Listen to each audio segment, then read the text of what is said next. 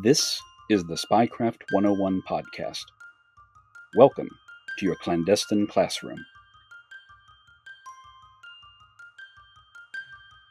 This is episode number 171 of the Spycraft 101 podcast. My guest today is Dr. Louis Sage-Passant. Louis is a former British military intelligence officer and holds a PhD in intelligence studies. He's currently the global head of intelligence for one of Europe's most valuable companies, where he helps the firm navigate geopolitical, security, and industrial espionage risks. He also teaches courses in intelligence studies as an adjunct professor at Sciences Po Paris. His work has appeared in many publications and media organizations, including BBC, France 24, CNBC, the Harvard Business Review, GQ, and more. I invited Louis onto the podcast today to discuss his new book, Beyond States and Spies, the Security Intelligence Services of the Private Sector, which is being published this week. In it, he explores how private corporations use intelligence to understand, navigate, and sometimes shape the world around them.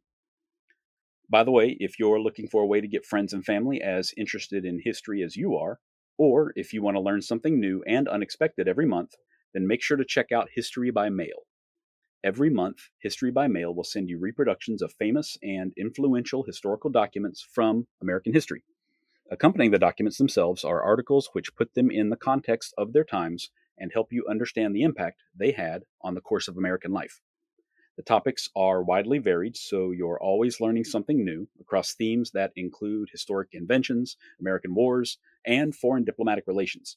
I'm really enjoying my own subscription because it's opening my eyes to historic events I knew nothing about.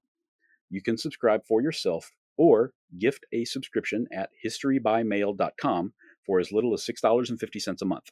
Just click the link in the show notes of this episode and use the discount code Justin10 for a permanent 10% off your subscription. Louis, thank you for sitting down with me today. Oh, thanks very much for having me. Of course. As I mentioned to you earlier, we've only barely touched on private intelligence organizations here on the podcast in the past, so I'm always happy to learn more about them. And this book, honestly, it held so many surprises for me, as there are some very, very big and very well-known corporations which have surprisingly robust intelligence departments. So I'm excited to hear about how all of this works and what the future might hold. No, that's really great to hear. It's a really exciting topic that I think often gets a little bit overlooked. So always really happy to talk about it. Yeah, it certainly must get overlooked because I've been overlooking it myself for far too long, I have to admit. So why did you choose to write about this subject in the first place? Honestly, I think for the reasons that you've just mentioned. When I first looked at the literature and I looked at intelligence studies, it was a little odd to me that no one had really looked at the private sector. And at the time when I started this research, which was originally my PhD, I wanted to do a piece on who was doing intelligence better depending on the circumstances. And I'd been working in the private sector for about 15 years at that point, following a career in military intelligence. And I went to my university and sort of said, look, I want to look at maybe in crisis situations who has the most agile intelligence capabilities. Is it the state or is it corporations? Is it the private sector? And I was just met with a bunch of very bemused, confused smiles saying, what are you on about? What is private sector intelligence? And after a bit of a delay and a bit of back and forth, people came back and said, oh, you mean government contractors? You mean corporations that do intelligence for government agencies? And then when I explained, no, I'm talking about corporations doing intelligence themselves, I then got the response, oh, you mean corporate espionage? You mean companies spying on each other? And then I was kind of like, okay, yes, there is a degree of that, but there's also this full rich tapestry of corporations setting up intelligence departments to do things much like the CIA does, like MI6 does, to try and protect themselves against the equivalent of national security threats. So I wanted to study that. And then looking around the literature, what I found was a landscape that just really didn't understand the field, that it either overlooked it entirely, or maybe it picked up on one small part of the field, the existence of corporate espionage, or one small aspect, rather than looking at it kind of holistically. So for me, the project was all about just trying to give a baseline, give a foundation to this field. And I'm starting to see more and more academic interest in it. It's something that, I see it with my own students. People are really curious about the private sector. They want to study it, but without a foundation, just saying what this field even is and does it even really exist, it's a little hard to do that. So that's kind of how I saw this project, as a way to say that, show that the field exists, and then kind of ask the question, what else should we be looking at here? So I really hope it does that. That's really the main effort for me. Okay, fantastic. Yeah, it was very eye opening for me, like I said, and I can see why it would be for your students and hopefully your future readers as well. So, like I mentioned in your bio, you are currently global head of intelligence for a large company. Can you talk a little bit about, like, generally speaking, what you do there, and then how that informed this book as well? Yeah, absolutely. So I am responsible for two main areas for the company I currently work for. One is security intelligence. So what that involves is everything from geopolitical risk, how big macro geopolitical issues impact the company in very specific ways.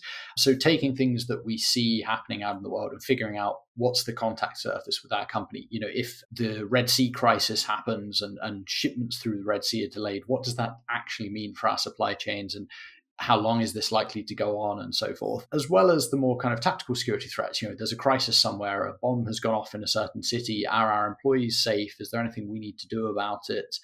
All of that kind of stuff.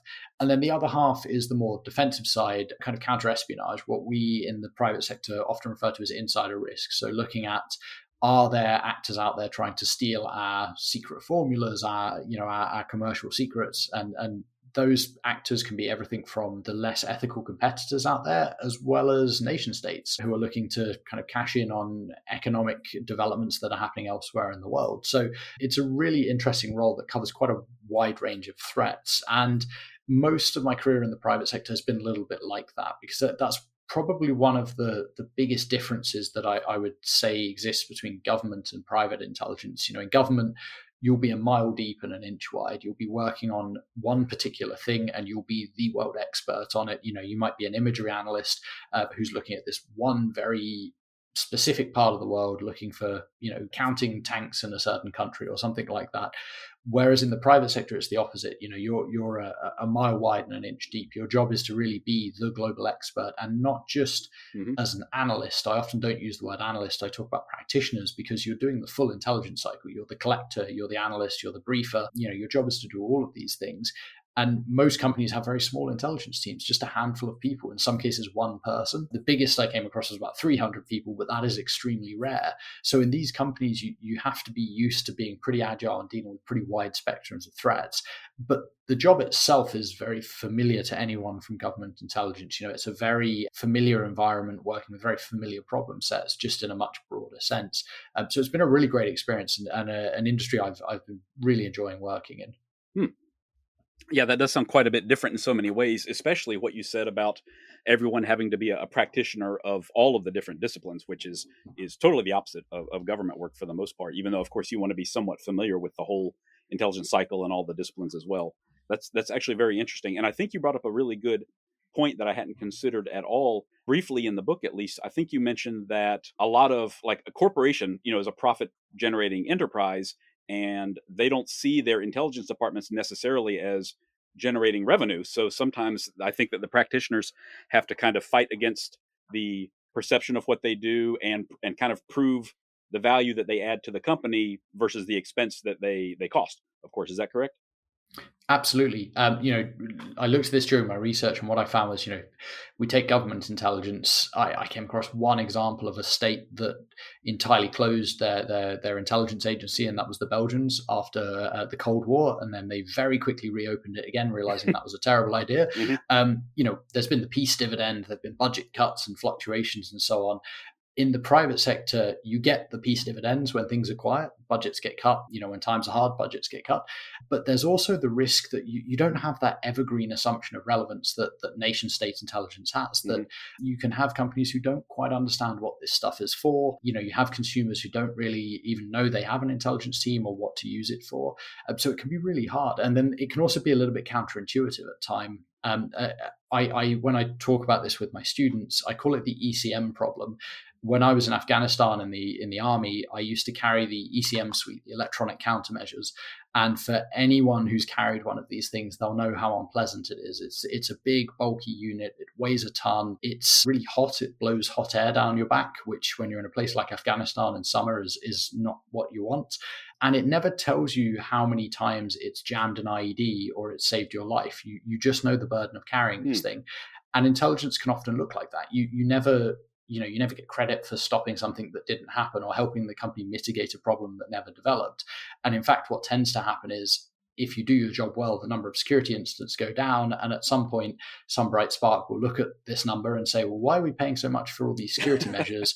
We don't have any problems. So it's a little bit perverse in that sense, which can be a challenge.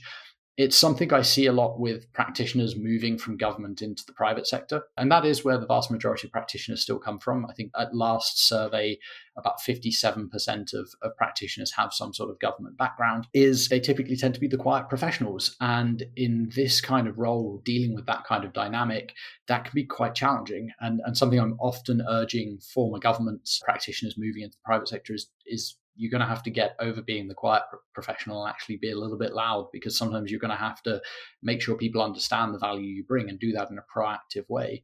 So it's very different in that sense.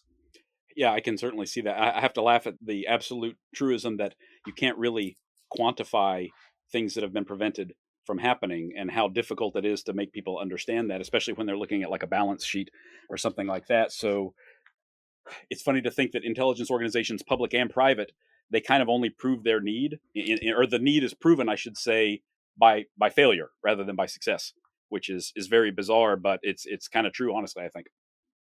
Yeah, no, I think that's absolutely the case, and it's a challenging dynamic. It is starting to change, though. What is giving me hope now is I've seen more attention on intelligence, geopolitical risk, and these kind of problems than ever before in my career in the private sector right now. I think world events are really hammering home the message to very senior leaders that they need this stuff. And that's something that's quite new.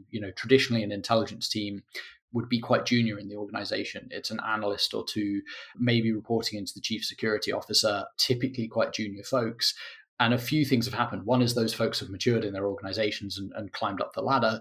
But also more and more senior audiences are realizing the value of intelligence. And as I'm sure anyone listening to this will know, once you've had good intelligence, it's very addictive. It's hard to give it up. So a lot of these senior leaders are suddenly going, do you know what, this is useful. I'm going to speak to these people more often.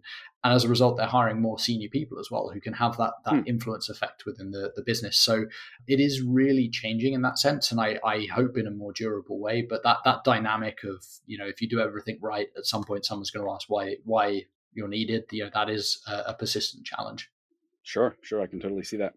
So you're seeing a lot of trends and changes and that sort of thing right now. I'd like to go all the way back to the beginning, though. Can you talk about the origins of private intelligence? Like, is there a particular company or individual or even period of time where things actually started to happen? Yeah, this is a great question. And it was one of my favorite parts of the research for this book. I did not think I would find myself writing a chapter on the history of the field. I really saw my research moored in contemporary intelligence. And one thing I came across in the literature when people were talking about, does private sector intelligence even exist? In the rare cases where people were saying, yes, it does, they were saying it's a new thing. It's post 9/11, in a couple of cases post Cold War, or it's something that's happened in the last couple of years. And that seemed a little bit odd to me because I knew practitioners who have been in this field for longer than any of those events. So I went out to try and figure out where it started. And I didn't find an entirely clear answer, but what I did find really, really shocked me. So firstly, it's very hard to disentangle public and private intelligence when you go back through history. What you often find is examples of either nation states behaving like corporations and doing intelligence, or corporations that are behaving like nation states and doing intelligence. So what I mean there is examples such as the city of Venice, which was a very mercantile-based empire. Everything was about trade.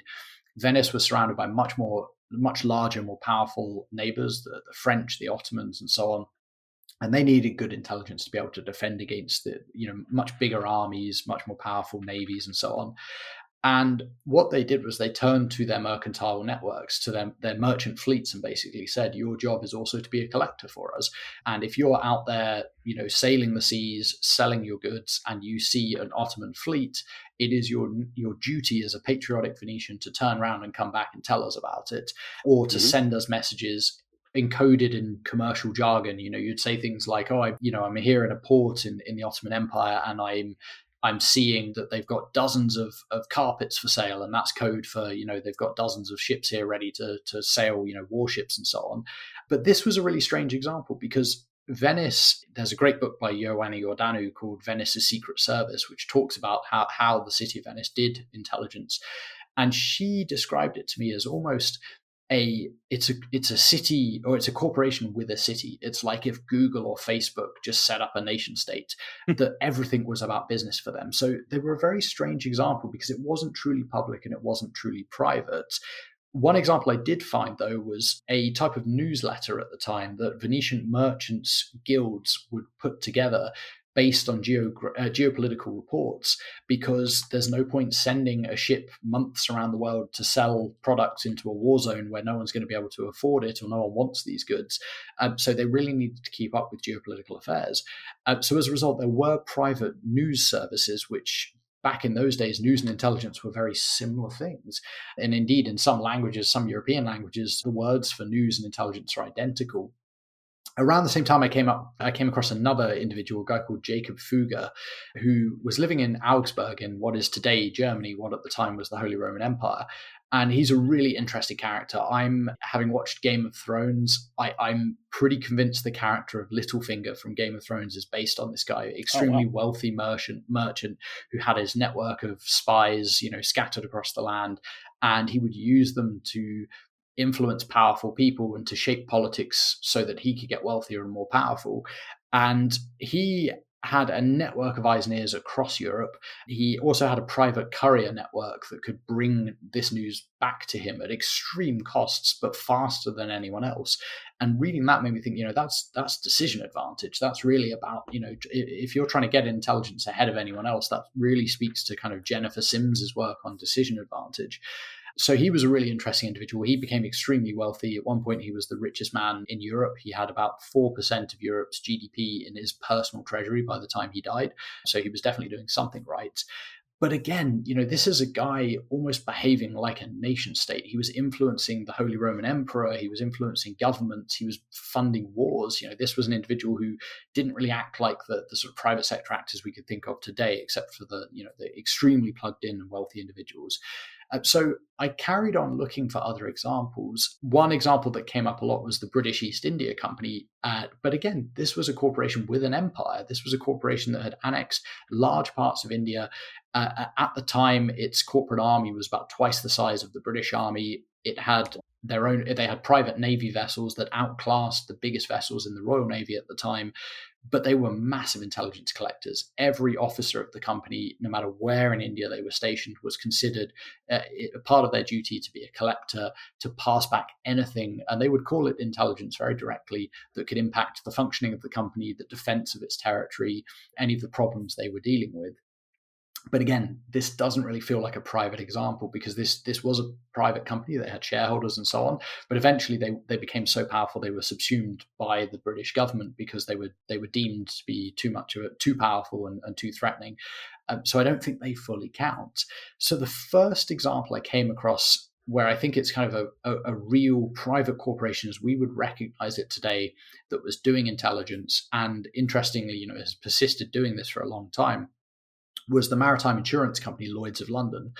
And at the sort of time where they started doing this, around the 1800s, they had about 25% of British GDP underwritten on their books. So a huge amount of risk for a company to carry. And to carry risk, you have to quantify risk. To quantify risk, well, that's where intelligence is really useful. So they had a huge network of human sources all across the globe, in every port, on ships, collecting everything that was going on that could impact their risk levels. And it got to the point where this vast human network became so unmanageable, they had to set up a dedicated agency called the Lloyd's Agency to manage it. And they described it as, for the first time, a network of eyes and ears can be the eyes and ears of the market. They can see everything that's going on so that we can know about it before anyone else. And they really did. They were regularly going to the Royal Navy's Admiralty and telling them, hey, you guys just lost a ship. Or, that this battle was actually a victory for the Royal Navy, things that the Admiralty themselves didn't know. At the time, in all fairness, the Admiralty was only about 60 people. Lloyd's of London was a much bigger, much wealthier organization.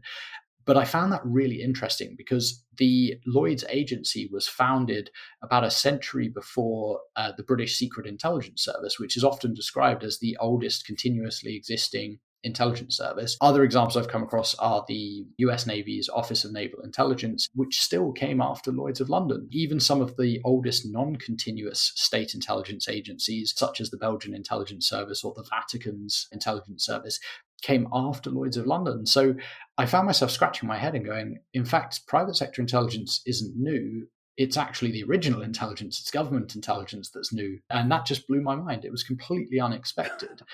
So a very, very strange discovery, but one that I was really excited by, because to me, it really changed this dynamic about this being the new unknown field to be like, no, this has just been overlooked. It's been happening for a long time. Yeah, it was very, very eye-opening for me as well. And I was just astonished after one story after another. Honestly, going back to the newsletters that you mentioned, this is from 500 years ago, I would say, the original newsletters. And it kind of mirrors what is going on right now, honestly, because everybody has a newsletter. Everybody has a subscription newsletter these days, from my perspective. And to think that started with one guy so long ago, presumably being carried on by foot or by horseback or something like that, and providing this incredibly valuable service to his readers and to his customers. It's really astonishing how some ideas are just so evergreen, as they like to say. Yeah, absolutely. And he wasn't doing this for, just because he enjoyed the reading or because it was his morning newspaper. For him, this was intelligence. This was, how do I inform my business decisions? How do I inform my political decisions based on what's happening around the world? And most importantly, if I can know about it first, I can make better decisions than everyone else. Absolutely. So fast forward a little bit to the 20th century, and I think that you spent some time talking about United Fruit Company in Central America as well. Can you talk about how they used intelligence as well in their operations? Yeah, absolutely. So I think, one thing to sort of you'll see throughout the history chapter of my book is that it's very patchwork, from the kind of Jacob Fugger newsletters through Venice, Lloyd's of London, and so on. These are often exceptional cases. This is a company that has so much risk, they feel that they have to have some sort of intelligence department, but it's not a standard thing yet. And even going forward to the 20th century, going to examples like United Fruit, I would still put them in that basket of companies with exceptional situations that require them to have intelligence. It still wasn't a standard thing at this time. But United Fruit were really interesting. I've read at least 3 different books about bananas that I did not think I would need to read doing an intelligence studies degree. But very, very enlightening stuff to see how the company operated, to see the scale of its operations, that it controlled vast amounts of territory across Latin America. And in many countries, they were actually given permission to essentially have company law in this territory. They would run the mail network, and as a result, they had fantastic opportunities to intercept communications. They would run their own private police services and so on. And they were looking out for a number of different things. They were looking for external threats. Are people going to come and damage our crops, damage our plantations? Are there going to be unfriendly governments popping up that could maybe change our arrangements? Or as well as kind of internal threats, are there going to be agitating labor organizers? Are we going to see unionization on our plantations and things like that? So some of it became quite shady by all accounts.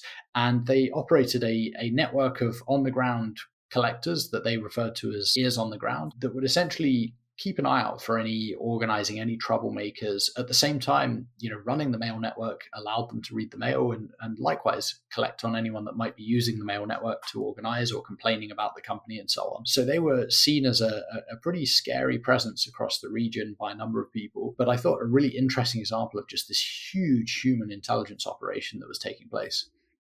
Yeah, certainly. That company has a very negative reputation these days for what happened in Latin America. And of course, the term Banana Republic is very closely connected with them as well. So not an ideal example of how a company might use intelligence, but it's certainly understandable that they would be watching out for their own corporate interests in their foreign land holdings and that sort of thing as well. So highly understandable why they would have to, or see the need anyway, to have an overview of what was going on in those areas, because it was quite a volatile situation. Yeah, and I believe recently they were found guilty, or at least accused of funding paramilitary groups, I believe in Colombia. And to me, that was a really interesting example, because I have a sort of half-baked theory as I was looking back through the history of private sector intelligence that, I couldn't find any examples of any type of intelligence or covert action or the sorts of things done by intelligence agencies that have never taken place at least once in the private sector. And when I saw this example of, a private company accused of funding paramilitaries, I kind of thought, well, that's another example of all these strange things that I keep finding companies doing. So not so much in the intelligence side, but definitely familiar to those, who are closer with the covert action world. Oh, wow. Okay. Yeah, that's very interesting. So this is a case of them, as far as you can tell, they were paying for some sort of like proactive action, not just paying protection fees or something like that.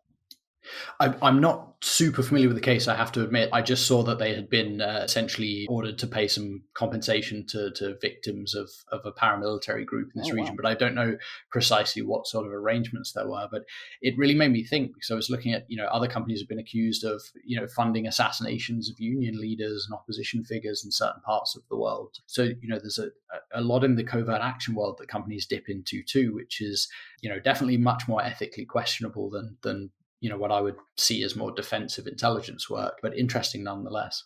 Yeah, certainly. And that's actually a great segue into one of my other questions as well. There was a situation that you mentioned several times in the book, and quite a bit different than funding paramilitaries, but it was the case with the eBay intelligence team. If we can jump ahead to that for a moment, can you tell us exactly what happened there? That was a very, very bizarre story to me.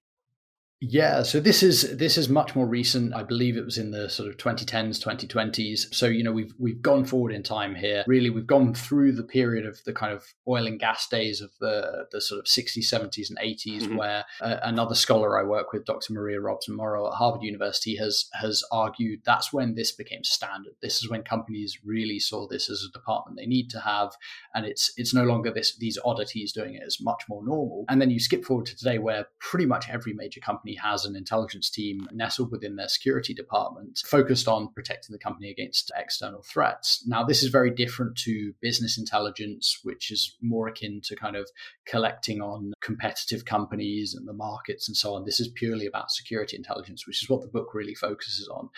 And the eBay case is a really interesting example of where it strikes me that essentially the intelligence team lost their way, that they didn't really focus on what they're there to do. And a number of individuals from that team have been imprisoned or fined for their roles in this affair. It's a really sad story overall. But essentially, what appears to have happened is that the company was unhappy with some critics, and it was a couple, I believe, in Massachusetts, who were writing a blog about how eBay didn't have enough protections for sellers or something along those lines. And I found this a little bit strange, because people do have a right to criticize companies. That by doing that, they're not generating a security threat. So it was already very strange that the security department was involved in this case. If these critics were threatening to firebomb corporate properties or target executives, or harm employees, that's a very different thing. That's the sort of case where you'd say, okay, the security department and the intelligence team should be involved in this. But in this case, it appears that they were just criticizing the company.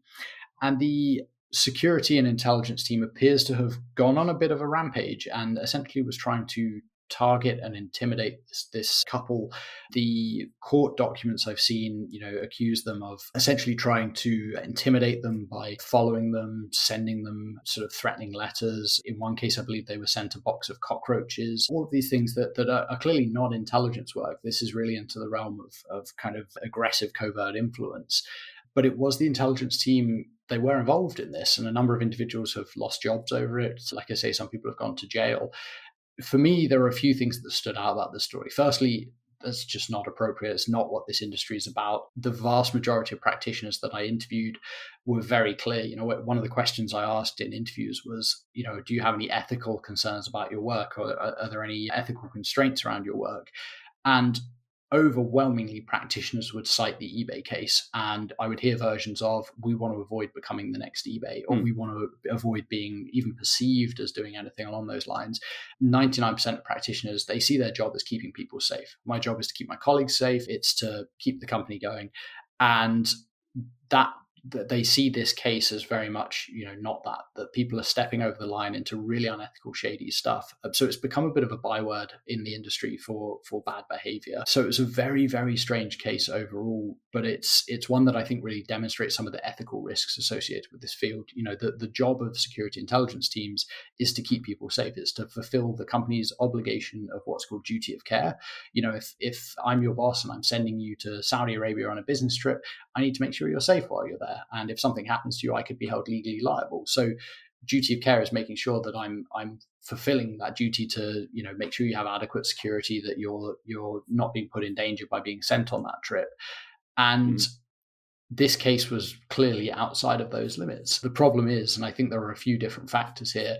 Some accounts I've heard that there was an executive who had basically said, I want this blog gone, and that was interpreted very liberally as go to war with them. The culture inside the team, there are some descriptions of a very aggressive culture built around this kind of black ops mentality. One of the individuals involved was a very young analyst. I think it was her first job out of university, and she described saying, I didn't know if this was appropriate or not. There was no industry body I could turn to for advice. There's no kind of playbooks around this, and all my bosses were telling me this is what the job is, this is okay. And it was quite a heartbreaking account, because those individuals, now across the industry, I imagine their reputation has been toxified, and no company would want to hire someone who had been even perceived as being involved in a scandal like that. So it's a really sad and worrying case all around. Yeah, that was very shocking. And I was really curious as to what their mentality, their motivation was. And what you just said makes a lot of sense, that they thought that they were, or someone anyway, kind of misperceived what this executive wanted, and that they would have some sort of top cover, I guess, for all of this. And like you said, sort of got lost along the way, which, I mean, I'm kind of being charitable here, of course, because you absolutely should not be harassing and stalking people for leaving negative reviews or criticizing your business publicly or something. But it was so far out of left field for anything that I expected to read about or expected to happen at all, that I was trying to put myself in the shoes of multiple people in a business setting who would think that what they were doing was appropriate or wouldn't have any, negative consequences for themselves personally or for the company. So it's just a very strange story all around. Yeah, and there's something that really stood out to me, was that the individuals who were charged and sentenced on the back of that case, they were charged as regular everyday people under regular everyday stalking and harassment laws. But these weren't regular everyday stalkers. These were people who, in some cases, had some government agency backgrounds. They had training in how to do this kind of stuff. And, I spend a lot of time in the book talking about the capabilities of the private sector and how impressive they are in some cases. That there's a lot that private companies can now do that in some cases rivals governments. And to me, that struck me as very odd that we don't have a legal framework for addressing misuse of intelligence capabilities in the private sector, that it, other than just regular stalking and harassment laws, which in this case happen to be sufficient. But the other challenge is, intelligence, a big part of any intelligence training is about how not to get caught doing it.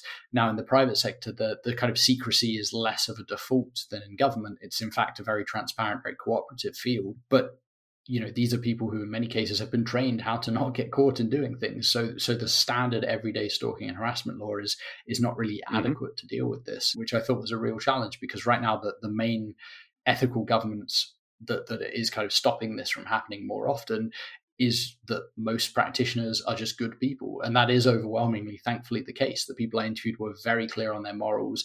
Many come from a public service background. So as a result, keeping people safe, they see it as not just a job, but a duty, and doing the right thing. They see that as very important, but it's not baked in any more tangible way than that. It's just relying on good people, and that works until it doesn't. Mm-hmm. Understandable.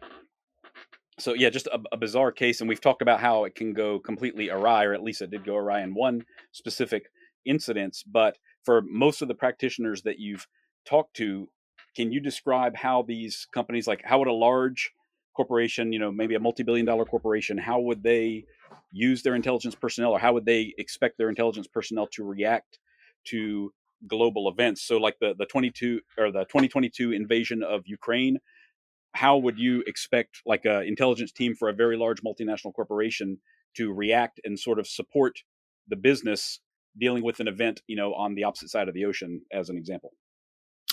Yeah, that's a really good question. So I think, to answer your first question about how a company is using this, it really depends.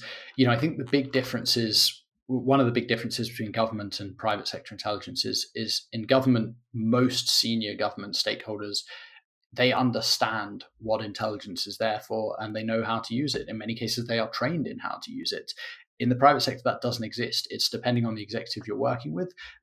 Very often you'll meet with executives who will say, oh, wow, we have an intelligence team. I had no idea. Or they won't have any idea what to use you for. They won't really understand the point of your job until you've taken the time to educate them and train them on it.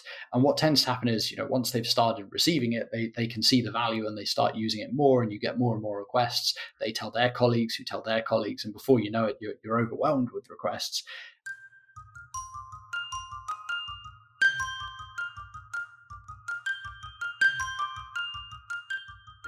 Before we go on, I want to tell you all about a new podcast from Tenderfoot TV called To Die For.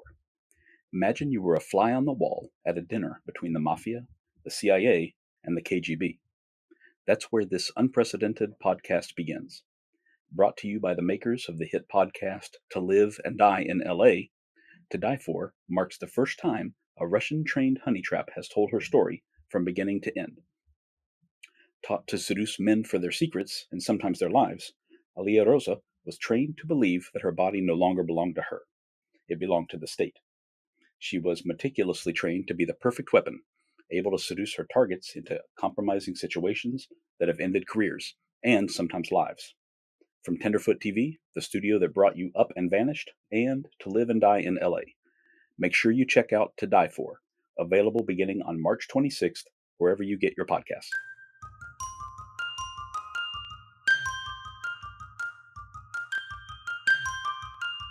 And what those requests are is really, it's going to depend on the company and what they're looking at. But from the practitioner side, it's all about relevance. It's all about filtering what's happening in the world through this lens of, does this matter to the company? And if so, how? I talked earlier about being a mile wide and an inch deep. The advantage we have is we also don't have to care as deeply as a government might do about every single problem. You only have to care where your company has a footprint or a supply chain or people. They don't have to know everything that's going on in the same way that, say, the CIA does. For my company, we just need to know where are our factories, where are our supply chains, what could impact just those things. So their job is about finding the contact surface. So they see something happening in the world, and that can be through any of their sources, which can range from, social media and open source intelligence. There are some really amazing technical capabilities in the private sector these days that can filter through social media in a very, very intelligent way to look for things of relevance to the company. It can be through human sources. It's a very networked industry. James Olsen once quipped that there are, friendly countries, but no friendly intelligence services. In the private sector, you can reverse that. There can be really, really bitter rival corporations that are, complete competitors that absolutely hate each other in the commercial sense. But almost certainly the intelligence teams are on a first name terms basis. They're almost certainly talking at least weekly, if not daily. We literally have industry group chats where we share intelligence with each other about common threats, because we see security as a non-competitive sport. So that's often a really great source. What happens is another company will share on one of these groups, hey, we're seeing this threat. Is anyone else seeing that? And then we can put our heads together and find out what that means. And so we're looking at this and saying, what does this mean for our company? And then secondly, who do we have to tell about it? Because the dissemination mechanisms are not as automatic and smooth as they might be in government. Often it's not clear who needs to know about this stuff. We see a particular problem, let's take the Red Sea crisis as an example. Okay, that's going to shut down supply chain X. Well, who's responsible for supply chain X? What parts of the business touch that? I need to go find those people, talk to them about it. And you can't just turn up and say, hey, Red Sea crisis, here's what it looks like. Here's an intelligence report. You have to turn up and explain what intelligence is, how we're here to help them. Here's what the problem is. Do you have any questions? Are there any mitigations we can put in place? And I think that's probably the other surprising use of intelligence for companies compared to government, which is we're often asked for policy advice as well. I think it's something that a lot of government service leavers, it takes a while to adjust to because they're so used to, leave the policy making to the policymakers. In the private sector, you're often the expert in the room and you're the security expert, not just the intelligence expert. So they see you as the person that when you tell them about the problem, you also have to help guide them to a solution. So it's a very different space. It's very non-uniform, though. I would say no two companies are using intelligence in quite the same way, but broadly, they're all trying to achieve something similar, which is security. Mm-hmm. Yeah, very understandable. That really is eye-opening. It is such a complete and total reversal from government intelligence work, where, as an example, like even the Five Eyes partners don't share everything with each other Yeah. in modern times, despite standing, together in so many ways. But there's always going to be that professional distance and professional tension, I think. But it's fantastic to hear that the private companies can work together so well. I believe, if I remember correctly, you had an example from the book about cruise ship industry. It was, which of course it makes great sense that they would have an intelligence section, but I think that they work together to kind of help protect their own tourists and their own passengers at some point. Yeah, there were a few examples like that. And this is really, to hammer this point, private companies will often share finished intelligence products with each other. Now, as you say, just like with Five Eyes, not everything is shared. We're not going to ring up a commercial rival, ring up their intelligence team and say, hey, here's our corporate strategy for the next 10 years. Here's our, secret products we're working on. But they know not to ask those questions. We know not to ask those questions. We're also not interested in that because, the sort of world, when people think of it, intelligence in the private sector, they think of corporate espionage. Frankly, that's someone else's job.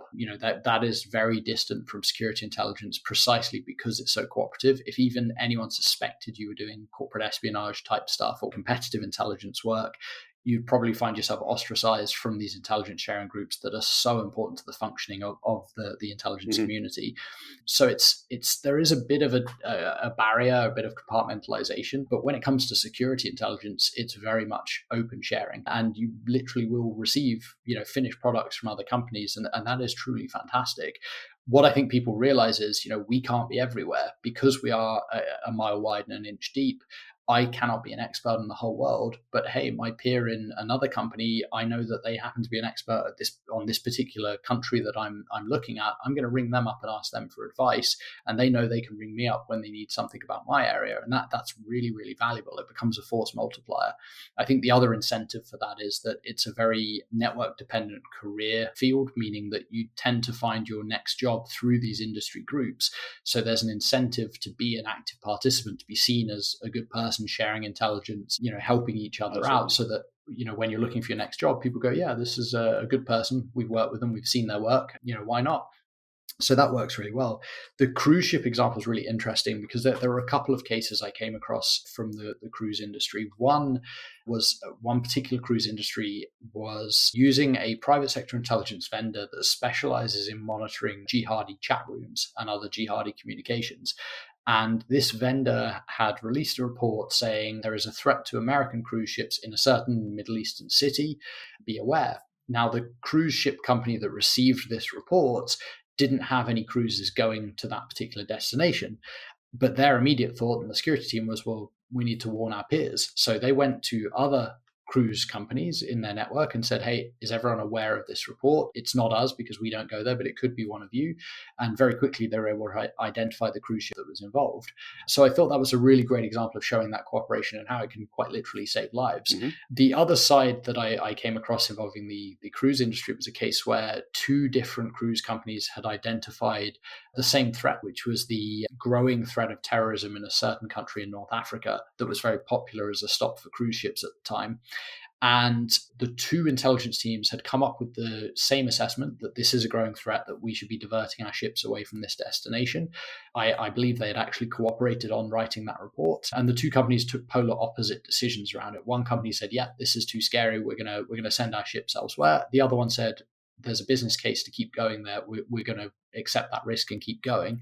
And unfortunately, the latter company did find themselves caught up in a terrorist attack, and it did result in a number of their passengers being injured, and I think some were killed. And I thought that was a really striking example of how the intelligence teams can be doing everything right. They can be cooperating really well, but sometimes the business case or the executive decision making just results in a bad outcome. And I think, anyone in government intelligence will know that as a very familiar story, that things that often look like an intelligence failure, really at the end of the day, they're a policy failure, but it's hard to know because we just see the bad outcome. Yeah, absolutely. That was fascinating. That is really heartbreaking as well, because obviously people were hurt and people were killed in this attack. It didn't happen on the cruise ship. It wasn't the cruise line that was attacked. It happened in the city while they were debarked, I know, but just very, very unfortunate and just terrible bad luck for the people who were passengers that, if they'd just gone to a different destination entirely, then, could have saved some lives there potentially. But I'm sure that's a lesson that the company learned at a very serious cost to a lot of people. Yeah, and that's often the case, that it takes something bad happening for a company to realize, hey, we need to invest in this stuff, and not only Yeah, invest in it, we need to take it seriously. And that's something that I'm seeing industry wide as a trend these days, that we're seeing more and more companies are investing in intelligence. I've never seen so many jobs on sites like LinkedIn for this field than I have right now. And also the seniority of those roles, that companies are realizing, we actually need people who can influence decision makers on this stuff, that can come in and say, look, I know there's a business case here, but we need to sit down and take this seriously. And people who can also understand the business and mediate their interests as well, because what we cannot afford in the security industry is to be seen as the people who say no, that come in and just say, no, you can't do anything. The world's too scary. We're going to just block business all the time. Instead, what we're seen as the people who can facilitate smart risk taking. We say, okay, sometimes we can take a risk. Sometimes there are risks we can accept, especially if there's no threat to life involved. If it's just, a building may get damaged, or, a shipment may get, stolen or something like that. We might look at that and say, that's just money. We can afford that risk. We're going to go ahead and take it. But when it comes to human lives, and when it's a people safety risk, it's about helping the company understand that that's a risk we cannot afford to run, right. and that there are legal ramifications if we don't take this stuff seriously. And that's something that I think companies are really getting, unfortunately, through very uncomfortable experiences. They're getting very good at understanding now, and the industry is, really maturing in that space. Mm-hmm. Understandable. Lewis, I want to go back to something you said a few minutes ago that struck me. I believe that you mentioned that when you did your survey of the industry, you found that about 57% of the practitioners had a government or military background. Is that correct? Because that's honestly much lower than I had anticipated. I can't claim credit for that data. That was originally from Dr. Maria Robson Morrow Oh, okay. at Harvard University, but then I was able to replicate it with my own results, and Dr. Angela Lewis at Georgetown University was also able to replicate this. So we saw this as a very consistent thing. But that number is shifting. If you go back 10, 20 years, the industry was almost entirely former government practitioners. Almost everyone had some sort of police, military, or intelligence services background. And over time, that is now shifting, and it's still the majority, but more and more, we're seeing more and more people coming into the field from more diverse backgrounds. I think that's honestly a really good thing for the field, because at the end of the day, we need to avoid groupthink. We need to avoid having an entire industry where everyone just thinks like a bunch of ex-government folks. And I say this having a public sector background myself, but also I think the diversity of problems we face in the industry are quite unique in many cases, and having a government background isn't enough on its own. You also have to really understand your business. You have to understand how private companies work, and specifically your company. It's something I often see as, I talk a lot to people thinking about leaving various services who want a bit of advice about how to get into the private sector. And what I find is early career leavers, people who have done 3-5 years, can often transition really easily, because they can jump into a private sector analyst role, bring a ton of experience from the government, some good training with them, but they're still agile enough to be able to, learn the companies as they go. The really senior people who have done 25, 30 years in government, they're often able to jump out into the private sector because they bring a lot of gravitar, a lot of credibility, especially to intelligence vendors who want to look credible to their clients. Having a former CIA chief looks really good to them. Where people struggle is often the folks leaving in the middle after 10, 15 years in government. And the reason for that is twofold. One is they're often seen as overqualified for the junior job, so they can't just jump across into an analyst role, but they're seen as underqualified for understanding the business. That no one doubts they're an expert in intelligence, but what about private sector intelligence?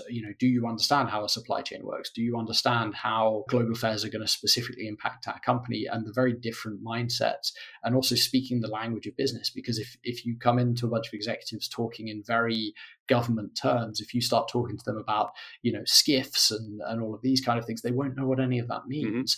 So it can be really challenging for folks to make that transition. It's not at all impossible. I've met plenty of very experienced, those kind of middle of the road in terms of career length practitioners leaving government who have done so successfully. They can bring a huge amount of experience to the table. But it does take a bit of work to convince companies that they can do that. I've seen some go do MBAs. I've seen others go and do, other business school degrees, so that they can show they understand this stuff and that they can tweak their language. It's also about polishing their CVs, because if you say, I was a GS9 running a skiff doing the PDB, no corporate leader knows what any of those things are. You have to actually spell it out in very corporate speak. So I think that's part of the reason. I think the other reason is also the industry has scaled up so rapidly. Government levers, there's not enough of them to fill those niches anymore. So the industry has been looking elsewhere. I think additionally, you're seeing more and more courses taught at universities that do talk about private sector intelligence, and various students, they'll look at this and say, well, do you know what, for various personal reasons, I actually prefer that to government service. I come across a lot of students who, I teach a lot of international students who tell me, I don't want to work for my country's intelligence service, or I'm living in a different country, so I can't work for the country I live in's intelligence service because I'm not of the right nationality. Others, it's lifestyle choices. They don't want to go through vetting. They don't want to have to do a polygraph every few years. They want the flexibility that comes with the private sector, sometimes the salary and so on. So a lot of them are actually looking at this as a direct career route. And that to me is something really new, because all the practitioners I interviewed, which did skew towards more experienced practitioners in the private sector, only a couple of them had heard about private sector intelligence before they joined the field. Almost all of them had no idea it existed. And then as they were leaving government, they heard, company X needs an intelligence officer, or, they just kind of happened to find themselves in this field. What's starting to happen now is you are seeing people deliberately at university saying, I want to work in this field. How do I get the qualifications to do so? So that is also accelerating that shift a little bit, which I think is really interesting. Yeah, it certainly is, because government intelligence work, it can open many, many doors for you, but at the same time, it also closes a lot of doors, because there are limitations on what you can do, like legal limitations on what you can do in your life, just in order to maintain a security clearance. And, what you said earlier about everyone working together in private industry because they can switch companies so quickly. Obviously, you can't just switch between different government intelligence agencies nearly as easily, let alone international, of course. So I'm very curious, these people that are electing to go into private intelligence work, what are the hiring agencies looking for? Like what would you want out of someone who does not have that government background in order to make them a viable candidate for private sector intelligence work? No, it's a really, really good point, especially the point about, changing national intelligence agencies. I think defection doesn't exist in the private sector. It's actually just a normal part of the career transition that someone leaves company A and moves to company B. But like I say, because everyone's so friendly in the industry, actually that tends to work really well. I changed jobs last year. The company I was with before, I'm still in very close contact with the intelligence team there. We still collaborate on various products. That's very much, seen as the nature of the business. As well as my new company, I bring the experiences and the lessons learned from the old team. So we do benefit from that a little bit. Your question about, what are hiring agencies looking for is a really good one. And honestly, that's where the industry is quite messy. I think a lot of hiring teams don't really know. Something I talk about a lot in the book is just how your average person does not understand intelligence, let alone private sector intelligence. And that is reflected in hiring processes. I think a lot of hiring teams don't really know what they're looking for. I've got some academic colleagues who are working on a paper at the moment looking at job titles and hiring processes on job sites like LinkedIn and Indeed and others. And what they're finding is it's a complete mess, that they are finding hundreds of different job titles for the same job. That you'll find intelligence analyst, you'll see threat analyst, you'll see threat manager, you'll see threat lead, head of intel, all these different ways of describing, in many cases, what is the same job. And there's often a lack of distinction between physical security intelligence and cybersecurity intelligence. So I myself am a physical security intelligence practitioner. I am completely useless with computers. I'm not a cyber person. I would imagine any of your listeners who are familiar with the field, they may have been thinking all along that I'm a cyber guy and I'm talking about cyber intelligence. And that's really common. I myself have sat in job interviews where after half an hour, I've realized it's a cyber job and they've suddenly realized I'm not a cyber guy. Wow. Because we're using similar language to describe very similar processes, but very different skill sets. You see that. You see business and commercial and competitive intelligence, which is more about kind of looking at competitors and what they're up to. So very different skill sets. They can often muddle this kind of thing up. I've recently met with an intelligence team at an organization that is really doing far future scenario planning type stuff, but they call themselves an intelligence team, and it's a completely almost unrecognizable work. So the industry doesn't know what it wants, and that's, I think, one of the reasons it defaults to this network centric way of hiring. People want people they know can do this job, and that's not always apparent at first glance. So it's often about reaching out to our networks and saying, hey, do you know anyone who's interested in a job in this field? I would say there are some core characteristics that I think a candidate would need to be successful, though. I think one is above anything else, just like any intelligence officer in any organization on the planet, curiosity, an addiction to curiosity, that you cannot see something and go, oh, that's strange, and then not want to look into it more, because you have to be very self-motivated in the private sector. We don't get RFIs very often. Very few companies have a structured RFI or intelligence priority type system in place. More often than not, it's self-directed. It's the first step in the intelligence cycle in the private sector is very often the practitioners seeing something and going, this looks interesting. I should see if this is something the company needs to know about. And then I'm going to go out and task myself to write a report on this and disseminate it to the right people. So they have to be self-motivated in that sense, and they have to be super curious.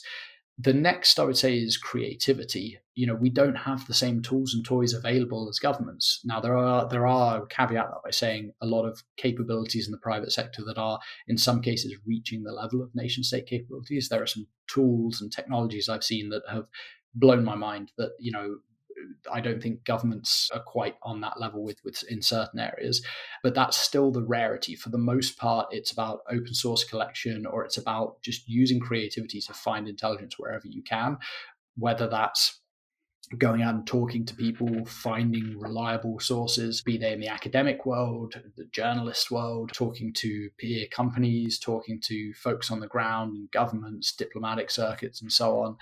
It requires a bit of creative application to get answers to things. And I think that those are probably the two main things people are looking for, as well as that drive to keep people safe. Because at the end of the day, that is what the industry is focused on. If you're meeting people who you think, hey, some of the scandals we've talked about today, that this is someone who's maybe vulnerable to doing something like that, we don't want them on our team. It's, ethics are really important in this industry because it's the only thing standing between you and creating a reputational crisis for your company. Intelligence collectors to pose as businessmen, private industry when they're traveling or working or whatever.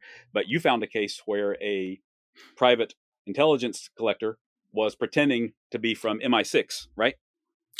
Yeah, so it's really interesting because exactly as you say, if you think about James Bond, his business card says Universal Exports, and that in part was based on truth. The original Secret Service Bureau, the predecessor to MI6, was founded in the offices of a private detectives in London, but they operated under a fake company called Falcon Limited. So the idea of having a business provider cover for government activities is as old as government intelligence.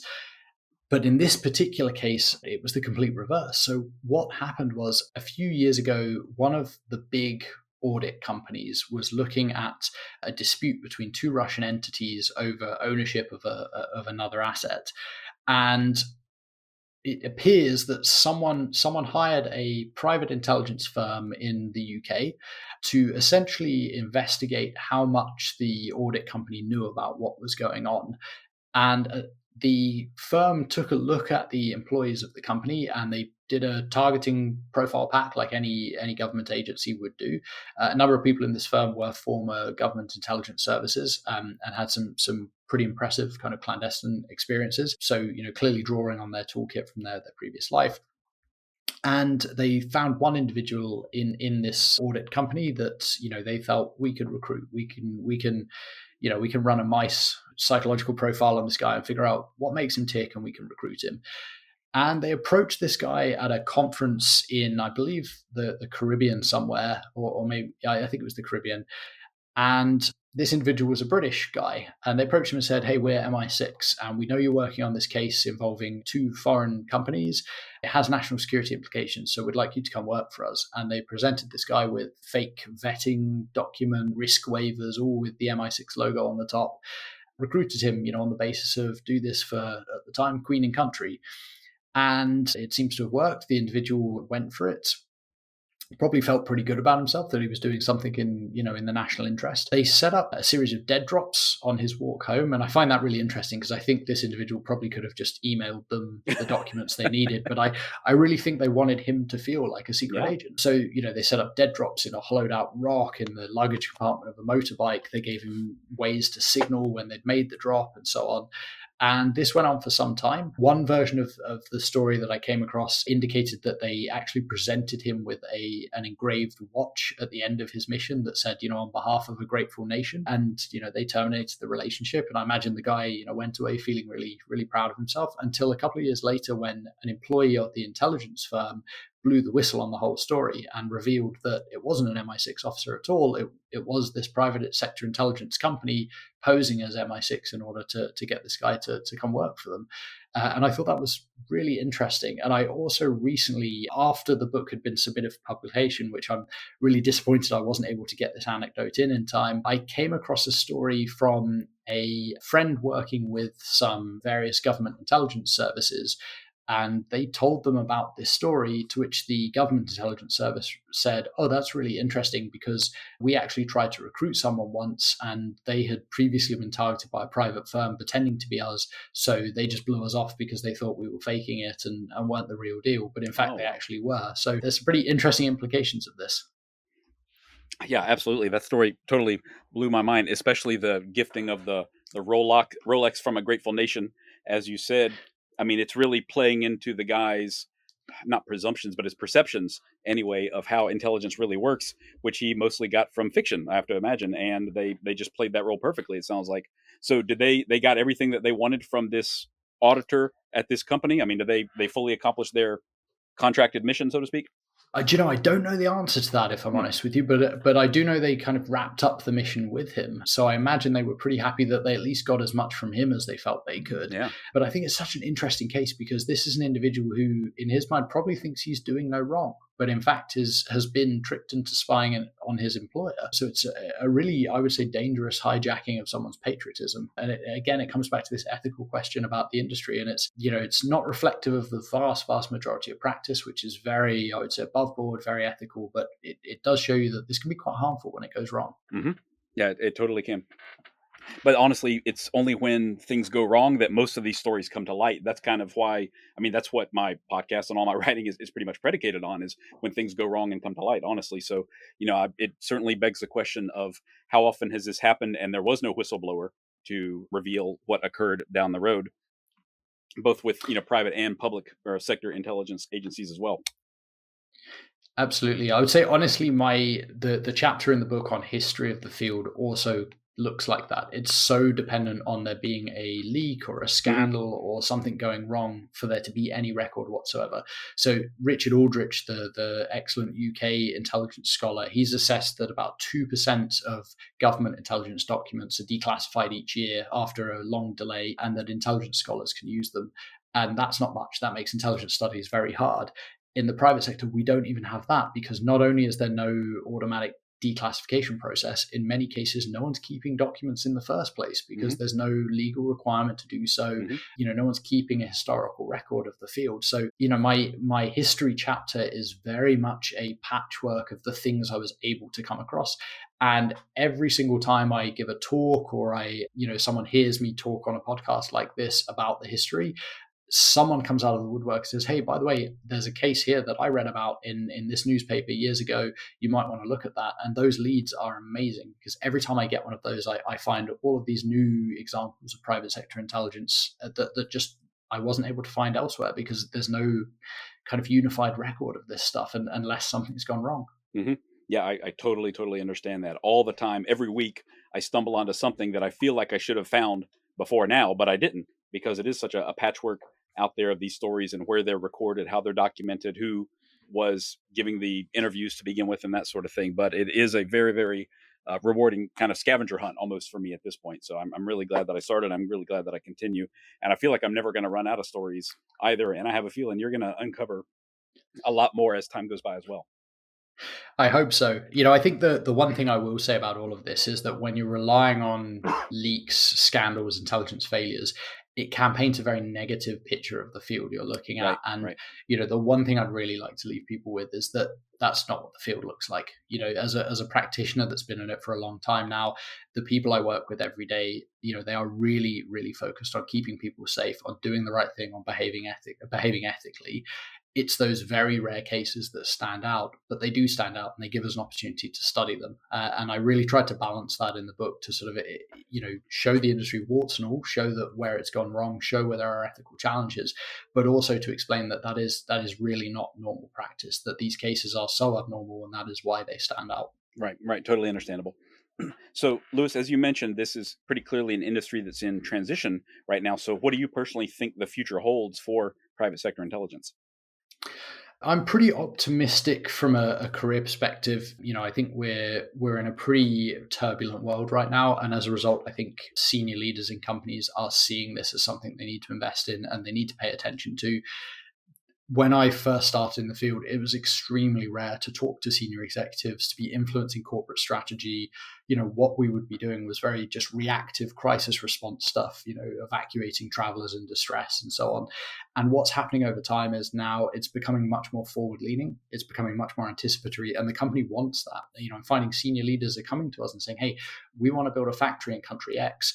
Can you tell us what are the next 10, 15 years of that country look like from a security, political, armed conflict type perspective? What should we be thinking about? So the field is getting more and more strategic. And I think with that, its value to companies is really starting to increase, that people are seeing us as a useful source of information. I think the other part of it is that people are getting less and less trusting on traditional sources of information. There's more and more disinformation out there. There's more and more kind of bias and just confusion in the world. So I think more and more people are looking for intelligence practitioners who can help them pass through this stuff and find out what's really going on, what really matters for us, and how do we navigate these problems. So I'm really optimistic for the future of the field. I think as long as that collaboration, that networking and that sharing continues, I think we're in a really good place. The other thing that I'm seeing is more cooperation with governments.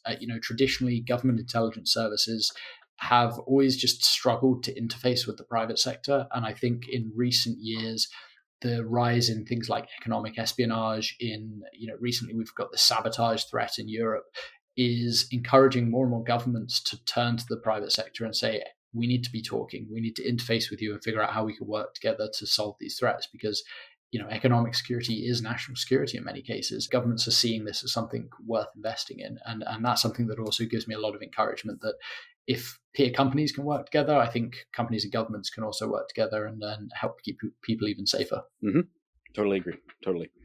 Wow. So, Lewis, this has been really fascinating. I really appreciate your time, and hopefully this has been just as interesting for all the listeners as well. If you guys want to pick up Lewis's book, it is going to be available. I think it's available for pre-order right now as this episode is coming out on Amazon. Is that right? That's correct. It's also available from the Edinburgh University Press website, and you can use the code NEW30 to get a 30% discount. Okay. All right. Fantastic. Yeah, we'll have to link that up in the show notes of this episode after that, in that case, because everybody loves a big discount, certainly. And the book is called Beyond States and Spies, the Security Intelligence Services of the Private Sector. So make sure you pick it up. It's just chock full of these fascinating stories, and it will give you a new perspective on something that we have talked about so rarely here, honestly. So, Lewis, what's happening for you now that the book has been published? Are you working on another book, or are you just taking a little breather from all this writing and research? There's too much research to do, I'm afraid. So I'm working on another book with Maria Robson-Morrow at Harvard and Angie Lewis at Georgetown with Georgetown University Press. And that's going to be more of a practical book. It's more of a how to do private sector intelligence. And we're really aiming to write something for, if you're a government service leaver or you're a student looking at a career, how this stuff actually works. So that's a really exciting project that I'm really looking forward to being a part of. Okay, yeah, fantastic. I think that will honestly really hit home with a lot of my listeners as well. I've had quite a few people over the past few years, especially younger people in college, contact me and they ask me, if I have any ins, with agencies, if I know anyone who's hiring. And they've also mentioned, that reading about this kind of stuff, it's really made them want to pivot their career aspirations into intelligence work. So I think that this is going to really open a lot of eyes if my own demographic has anything to say about it at all, honestly. So I'm really glad that this information is getting out there, and especially that second book sounds like it'll be perfect for so many young people. That's really great to hear. And the industry needs, as many good people who are interested in intelligence as we can get. So that's really encouraging to hear. All right. Well, fantastic. Thank you so much for your time, Lewis. For people who want to connect with you after they hear this, do you have any, like a website or social media profiles that you want to share, anything like that? Yes, I'm fairly active on LinkedIn. I post occasionally kind of perspectives from the industry on there. I also have a blog called Encyclopedia Geopolitica, looking at geopolitical events around the world. And I'm also active on Twitter, or X as it's called now, I believe, and people can follow me there as well. Okay, fantastic. Yeah, we'll link up those accounts as well. So just click on those in the show notes after you listen to this if you want to find Lewis online. Thanks again for your time, Lewis. I really appreciate it. Justin, thank you very much for having me. Take care. If you're interested in more of Spycraft 101, look for my page on Instagram at Spycraft 101. You can also find more great articles on my website, spycraft101.com. Thank you all for listening, and I hope you'll stick around because there's lots more to come. Disclaimer. This podcast is for entertainment purposes only. The stories and statements expressed herein are experiences and opinions. They may not reflect the views of the host or the production studio. It's okay if you disagree with our content. No piece of media is right for everyone. If you love Spycraft 101, please check us out online, on Instagram, on YouTube, and especially on Patreon. Thank you for listening.